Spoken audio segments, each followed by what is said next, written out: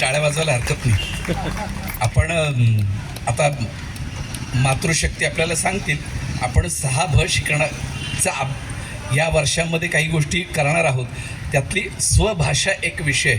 आम्हाला आमच्या भाषेचा आदर असला पाहिजे. 3 भाषांच्या त्या बोलतील, खरं तर मी बोलणं योग्य नाही, पण त्यातली आमची जी मराठी भाषा आहे तिचा खरंच योग्य आदर आपण जर ठेवला नाही तर होणार नाही. आणि मराठीत एक म्हण आहे, मराठी माणसाचं वैशिष्ट्य आहे, आवडलं तर टाळी, नाही आवडलं तर शिवी द्यायला मराठी माणूस मागे पुढे पाहत नाही. आपण हिंदू म्हणून आहोतच, पण त्यातला एक फॅक्टर आपण मराठी म्हणून पण आहोत, हेही कायमचं लक्षात ठेवायचं. लोकांनी मराठी मराठी म्हणत म्हणत हिंदुत्वावर गेले आणि नंतर जाऊन औरंगजेबाच्या कबरीवर चादरी मारल्या.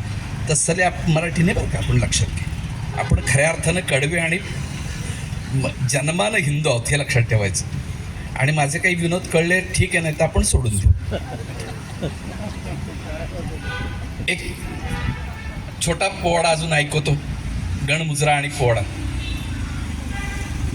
कारण आपल्या सगळ्या विषयांमध्ये समरसता असा एक विषय, आणि त्यातले समरसतेचं काही आपल्यापर्यंत पोचतच नाही. त्यातलं समरसतेतलं पण समरसता म्हणून नाही बरं का, पण ते आपल्याला समजलं पाहिजे.